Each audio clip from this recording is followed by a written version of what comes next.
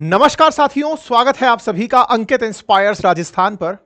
आज की जो घटना आपके सामने मैं साझा करने जा रहा हूं, जो दृश्य आपको दिखाने जा रहा हूं, संभवतया आप में से बहुत से लोगों को यह विचलित कर दे। विचलित करने वाला दृश्य जो आपके सामने है, जो मलबा आपके सामने पड़ा दिखाई दे रहा है और जो लोग आपके सामने दिखाई दे रहे हैं, ये लोग अपनों को तलाश रहे हैं। ये लोग अपनों को तलाश रहे हैं। इनके अपने इस मलबे में दबे पड़े हैं। इनके अपने इस मलबे में से निकाले जा रहे हैं। ये मलबा है एक सरकारी विद्यालय का। सरकारी विद्यालय है राजस्थान में।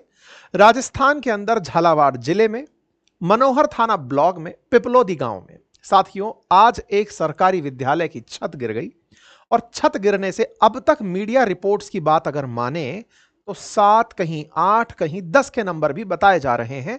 बच्चों की जो सरकारी विद्यालय के अंदर पढ़ रहे थे उनकी जान जा चुकी है। यह खबर राजस्थान से निकलकर नेशनल तो खबर बनी ही बनी, ये इंटरनेशनल खबर भी बन गई। अल जजीरा, डीडब्ल्यू जैसे न्यूज चैनल्स तक, रॉयटर्स जैसे न्यूज चैनल्स तक यह खबर कवर की गई। ये असल मायने में कुछ बच्चों की मौत नहीं, अपितु सरकार की लापरवाही का इतने बड़े स्केल पर सीधा प्रदर्शन था। आप में से कुछ लोग सीधा सवाल यह उठा सकते हैं, कुछ लोगों के इस तरह के मंतव्य हो सकते हैं कि इसमें सरकार की लापरवाही कहां से है, बिल्डिंग गिर गई, सरकार थोड़ी पकड़ के कैनोपी खड़ी रहेगी। तो चलिए आज आपको इसी तरह से इस पूरी घटना का विश्लेषण कराते हैं और आपके सामने इस बात को रखने का प्रयास करते हैं कि जो दृश्य आपने अभी होता देखा, जिसमें ना जाने कितनों ने अपने नौनिहालों को खो दिया, न जाने कितने परिवार आने वाले समय में जिन्होंने बड़ी मन्नतों से अपने बच्चों को पढ़ने भेजा, जिन्होंने बच्चों को जन्म दिया, लालन पालन किया, आज वो परिवार किस तरह से शोक संतप्त रहा होगा, इसकी कल्पना आप केवल सोच करके कर सकते हैं। आपके मन में अगर यह भाव पैदा होगा कि आपका अपना अगर कोई व्यक्ति इस तरह की सिचुएशन में हो तो यह कितना पीड़ादायक अनुभव होगा। खबरें निकलती हैं, खबरों में जानकारी आती है कि इस जगह विद्यालय से कंकर गिरने पहले शुरू हो गए थे, तब जाकर के ये छत गिरी। कुछ हृदय विदारक तस्वीरें हैं जिसमें कुछ बच्चों की केवल चप्पलें खुली रह गई हैं। बच्चे कक्षा में गए थे, अब लेकिन वो कक्षा मलबा बन चुकी है। तस्वीरें हैं जिन तस्वीरों को देख करके सब केवल सरकार से या फिर जिम्मेदारों से पूछ रहे हैं। सवाल बड़ा है, जिम्मेदारों से आफ्टर ऑल सवाल करने की यहां आवश्यकता ही क्या है? आवश्यकता है साथियों, जब हम अपने इलेक्शंस में अपनों के लिए, अपने भविष्य के लिए शिक्षा, स्वास्थ्य, जल, चिकित्सा, ऐसी कुछ बुनियादी सुविधाओं के लिए जब सरकार से अपेक्षा रखते हैं, तो उन अपेक्षाओं में जब चीजें खरी नहीं उतर रही होती तो सवाल बहुत बड़े बन जाते हैं। अब आप कहेंगे कि ये सीधा सीधा किस तरह का सवाल है कि आप इन तस्वीरों से सरकार से सवाल किस आधार पर कर सकते हैं? कर सकते हैं, आइए मैं आपको कुछ तथ्यात्मक जानकारी देता हूं जिससे आपको यह लगने लगेगा कि यहां पर एक बहुत बड़ा नेग्लिजेंस था। और अगर नेग्लिजेंस सरकार के अंदर किसी भी प्रकार से जिम्मेदारी की तरफ नहीं जाता तो यह अपने आप में एक बहुत बड़ा सवाल खड़ा होता है। साथियों, ये जो तस्वीरें आपको बार बार मैं दिखा रहा हूं, ये केवल ये एहसास दिलाने के लिए कि अब ये चप्पलें केवल खुली रह गई हैं। इसके आगे की कहानी आपके सामने इन मलबों के माध्यम से कही जा सकती है। इस मलबे को इन पुस्तकों से भी समझा जा सकता है कि कुछ लोगों ने सरकारी विद्यालय में अपना भविष्य बनते देखा था। उन्हें नहीं पता था कि उनका भविष्य महज 8-10 साल की उम्र ही तय कर पाएगा। बहुत ही छोटी उम्र में इन बच्चों के साथ जो हुआ, ये इनके अपनों का नहीं, बाकायदा सरकारी सिस्टम का एक बहुत ही हृदय विदारक दृश्य है। ये जो तस्वीरें आपके सामने हैं अस्पताल जाते हुए बच्चों की, परिवारजनों की जो बहुत ही व्याकुल हैं, जिनके बच्चे घायल हैं, उस पर देश के राष्ट्रपति द्वारा, प्रधानमंत्री कार्यालय द्वारा, मुख्यमंत्री द्वारा और राज्य के शिक्षा मंत्री द्वारा ट्वीट करके सांत्वना व्यक्त की गई। साथियों, आपने इन ट्वीट्स के माध्यम से यह तो गंभीरता का परिचय तो ले लिया कि यह खबर देश के लिए भी कितनी बड़ी खबर है। प्रधानमंत्री विदेश यात्रा पर हैं, उसके बावजूद इस तरह की खबर पर वो अपना ध्यान पूरी तरह जचाकर बैठे हैं, क्योंकि उन्हें इसकी गंभीरता पता है कि बच्चों का भविष्य कितना महत्व रखता है। साथियों, लेकिन इससे ज्यादा जरूरी मैं आपको एक पत्र दिखाता हूं और ये काबिले तारीफ है भारत राजस्थान के अंदर दैनिक भास्कर अखबार के द्वारा ये पहल, जिसमें इन्होंने कुछ समय पूर्व ही अखबार के माध्यम से राज्य के शिक्षा मंत्री का ध्यान अपनी तरफ आकर्षित कराने का प्रयास किया था। आज जब यह घटना आप सुन रहे हैं 25 जुलाई है, आज से 7 दिन पहले 17 जुलाई के दिन एक पेपर में कटिंग छपती है, न्यूज आती है। न्यूज थी, शिक्षा मंत्री जी हम इन जर्जर स्कूलों में कैसे पढ़ें, हमें डर लगता है। यहां पर बकायदा बच्चों के बिहाफ पर एक पत्र लिखा गया और इस पत्र में हम समस्त विद्यार्थी राज्य के विद्यालय कोटा के नाम से यह पत्र था। मैं इस पत्र को पढ़कर केवल आपको इसलिए सुनाना चाहता हूं क्योंकि इस पत्र से उन बच्चों की वेदना का आप अनुभव ले सकते हैं। जैसे कहते हैं कि बच्चे भगवान का रूप होते हैं, शायद उन्हें बहुत आगे तक की चीजें दिखती हों। इन बच्चों को जो डर था वो शायद पहले से ही यह एहसास दिला रहा था कि कुछ ऐसा होने जा रहा है जो कि आने वाले समय में याद रखा जाएगा, कुछ ऐसा होने जा रहा है जो उनके भविष्य पर संकट खड़ा करेगा। आप पत्र पढ़ें। निवेदन है कि हम सभी सरकारी स्कूल के विद्यार्थी हैं, एक बार आपके ध्यान में लाना चाहते हैं कि हमारे स्कूल भवनों की स्थिति गंभीर है। आए दिन प्लास्टर भर भरा कर गिर रहा है, तो कहीं बारिश में छतों से पानी टपकता रहता है, कभी करंट का अंदेशा है तो कहीं टॉयलेट्स की हालत खतरनाक है, दीवारों में दरार है तो कहीं जल भराव है। बारिश में हम स्कूलों में जाने हमारी जान को खतरा है। जब माता पिता हमें स्कूल भेजते हैं तो उनका दिल भी कांपता है। पिछले कई दिनों में हमारी पुकार को कोई नहीं सुन रहा है। अभी ज्यादा समय नहीं हुआ, फरवरी में ही हमारी एक छोटी बहन दरबीजी स्कूल में टॉयलेट की दीवार दहने से मौत के मुंह में समा गई थी। पिछले दिनों सूरज पोल राजकीय सीनियर सेकेंडरी स्कूल में परीक्षा के दौरान छत से पंखा गिर गया था, बच्चे बाल बाल बचे थे। इस हालात में जब हम कंधों पर बस्ता टांक कर जीर्ण शीर्ण और असुरक्षित कक्ष में जाते हैं तो चिंताएं सताती रहती हैं, कहीं हादसा ना हो जाए। ये घटना का विवरण जो हो चुका उससे अब ध्यान आकर्षण। मान्यवर, हमारे स्कूल के संस्था प्रधानों से भेजी जा रही रिपोर्ट में आपको सब कुछ सुरक्षित होना बताया जाएगा। ये अधिकारी आपको बताएंगे ही नहीं कि हमारे स्कूल का वास्तव में क्या हाल है। साथियों, ये बहुत ही जबरदस्त बात है जो आपको समझनी होगी। मैं पत्रकारिता का तो सम्मान कर ही रहा हूं जो भास्कर ने की है, लेकिन यह बात समझने योग्य है कि यहां पर शिक्षा मंत्रालय जब भवनों की जर्जर स्थिति को लेकर के रिपोर्ट मांगता है तो अधिकारियों द्वारा दी गई रिपोर्ट में स्कूल के हाव भाव को सही बताया जाएगा, ऐसा बच्चों ने पहले ही अंदेशा व्यक्त कर दिया था। सर, आपके भी पोती है जो स्कूल जाती है, दादा होने के नाते स्कूलों की हकीकत भी जानिए। और यह बड़ा सवाल है साथियों।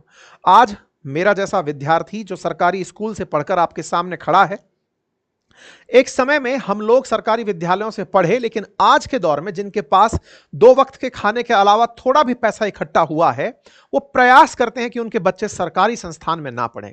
कारण बड़ा है, सरकारें बजट बड़े बड़े निकालती हैं कि हम सरकारी स्कूलों को इस तरह चलाएंगे, इस तरह से निर्माण करेंगे, ये सब होगा।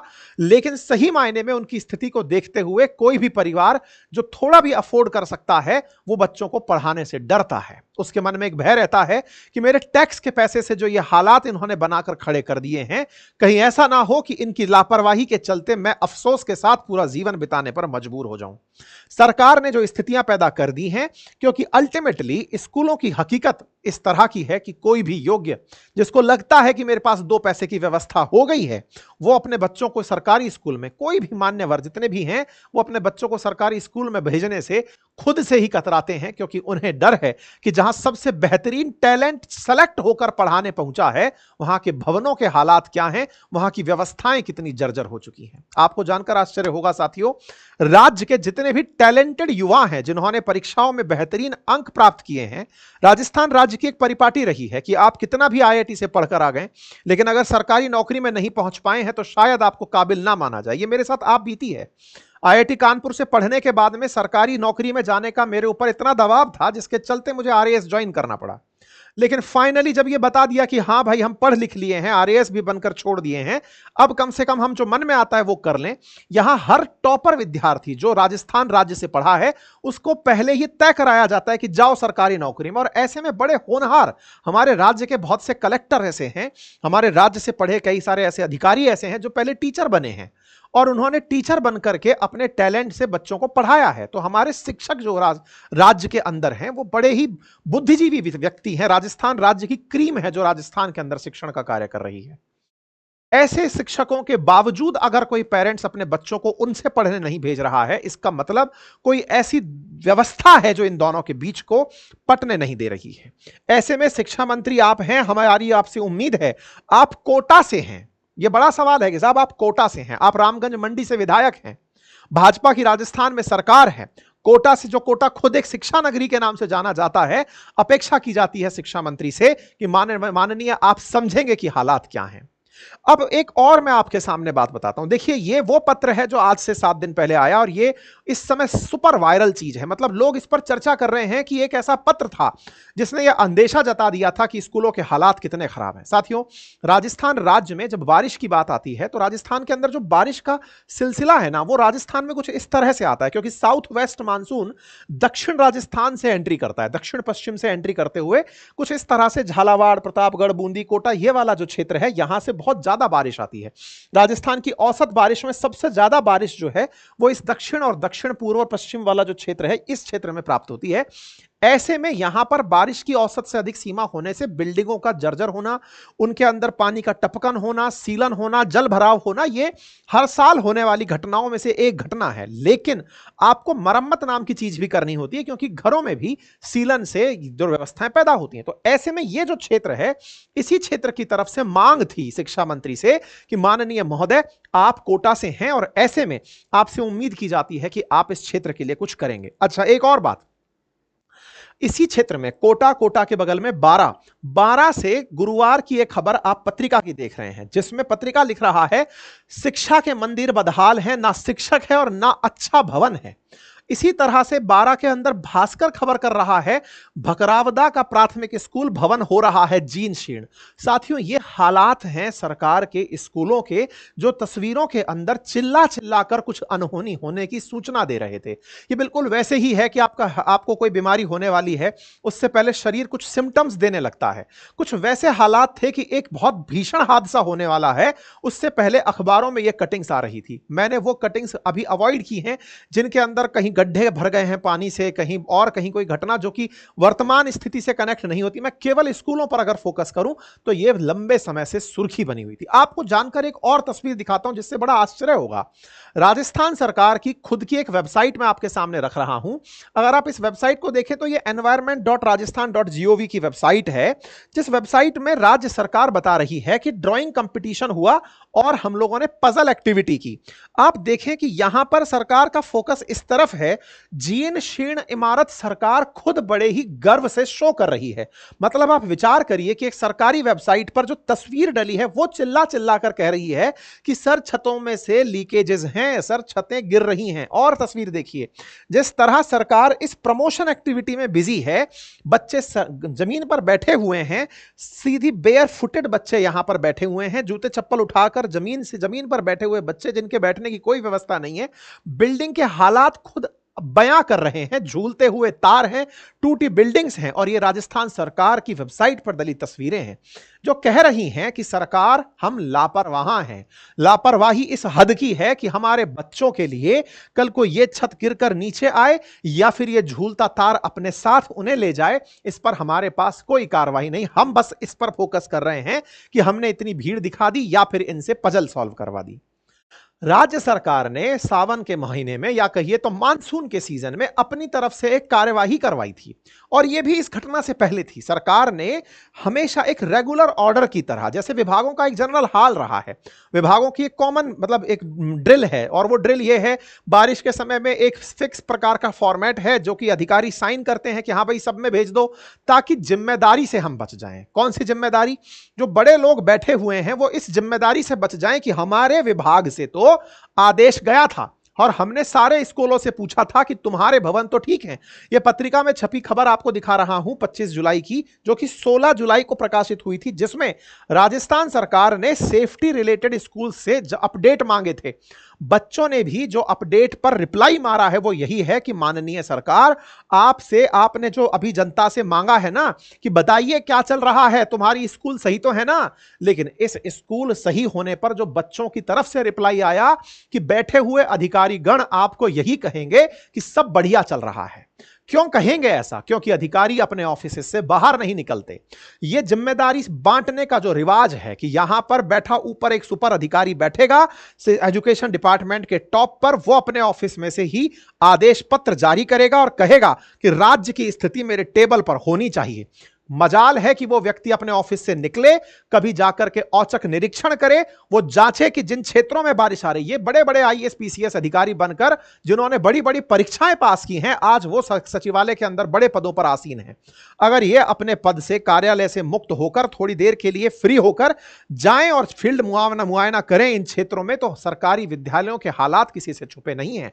लेकिन कागज हमारे न्याय व्यवस्था के अंदर सबूत का रूप प्रदान करते हैं। वो दिखा देंगे कि ऐसी घटना से पहले हमने तो साहब अपने अधीनस्थों से सूचना मांगी थी और उन अधीनस्थों ने यह कह दिया था कि सब सही है। सब सही कैसा है, इस पर उन विद्यार्थियों की प्रतिक्रिया आप देख सकते हैं।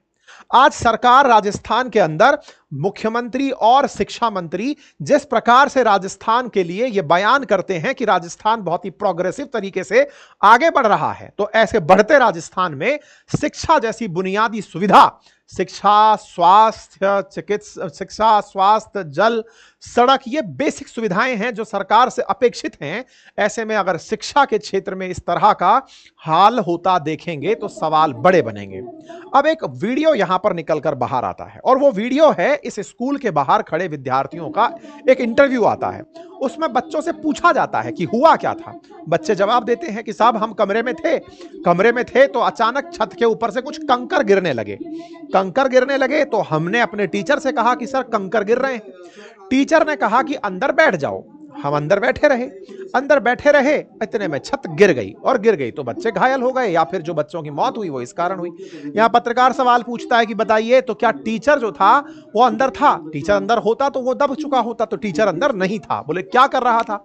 बोले टीचर पोहा खा रहा था। अच्छा, बारिश के समय में टीचर्स ने बच्चों को खुले मैदान के स्थान पर, क्योंकि वहां शेड नहीं थी, स्कूल में व्यवस्था नहीं थी, बच्चों को कमरे में बैठाया कि बच्चों यहां बैठो। वो बाहर खड़े हैं क्योंकि बारिश चल रही है, और बाहर बैठ करके बच्चों के बयान जो यहां पर वायरल हो रहे हैं कि टीचर पोहे खा रहे थे, इस आधार पर, इस बयान को आधार मानते हुए पता है सरकार ने जिम्मेदारों को क्या सजा दी? आइए, सरकार ने 5 शिक्षकों को निलंबित कर दिया। शिक्षा विभाग की तरफ से स्कूल के हेडमास्टर मीना गर्ग के साथ जावेद अहमद, रामविलास लववंशी, कन्हैया कुमार सुमन, बद्रीलाल लोधा, इनको निलंबित कर दिया। वाह, ये इतने बड़े जिम्मेदार थे कि अगर ये होते तो ये सारे के सारे शिक्षक यो भगवान श्री कृष्ण ने जिस तरह गोवर्धन पर्वत उठाया था और जो ग्वाल बाल थे वो अपने साथ से डंडी लगाकर पर्वत को सहारा दे रहे थे, भगवान श्री कृष्ण की मदद कर रहे थे, संभवतया ये शिक्षक अगर रहे होते तो इस गिरती छत को रोक लिए होते। सरकार, क्या आप यही कहना चाहते हैं? क्या सरकार इन शिक्षकों की जिम्मेदारी है कि यह बिल्डिंग गिरे? या आप यह चाहते थे कि ये शिक्षक बच कैसे गए? इन्हें तो उस जगह होना चाहिए था। अगर शिक्षक क्लास में नहीं था तो यही आपके लिए कानून है कि शिक्षक क्लास में नहीं था तो निलंबित कर दिया जाए। बच्चों का बयान आया कि यहां पर शिक्षकों से गलती हुई। क्या गलती हुई माननीय?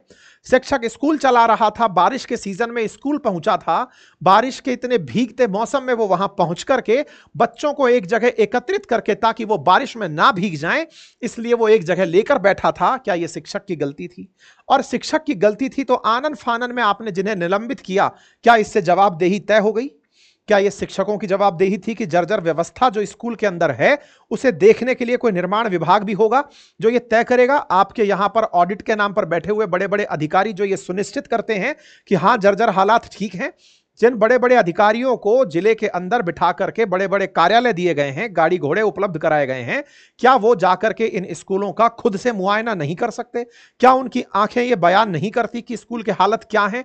क्या वो रिपोर्ट को सीधा की सीधा मान लेते हैं? अगर ऐसा ही है तो सबसे कहिए, ऑनलाइन जमाना है, एआई को सिंपल प्रॉम्प्ट देंगे, प्रॉम्प्ट देने से एआई जवाब बनाकर भेज देगा। सवाल बड़ा है साथियों। जिम्मेदारों के नाम पर शिक्षकों को निलंबित कर देना कितनी गंभीरता दिखाता है, यह विचारणीय तथ्य है। और इस विचारणीय तथ्य पर जब कलेक्टर से जानकारी मांगी गई तो कलेक्टर ने कहा कि हादसे पर मुझसे ज्यादा जानकारी तो आप लोगों को है, आगे भविष्य में ऐसे हादसे ना हो इसके लिए हम दृढ़ संकल्पित हैं। उन स्कूलों की छुट्टी हम कर दे रहे हैं जिनके जर्जर भवन थे, और हम आगे से हादसे ना हो इसलिए दोषियों के खिलाफ कार्रवाई करेंगे।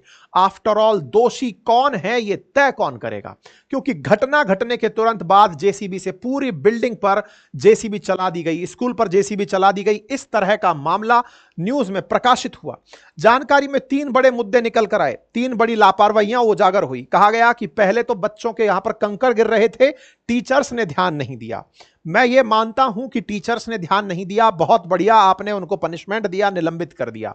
लेकिन माननीय, जब आपने इनको निलंबित किया तो कृपया करके एक बार ऐसा साहसिक कदम और उठाइए और उन पूरे जिम्मेदारों को याद दिला दीजिए कि तुम्हारे कारण यह सब हुआ।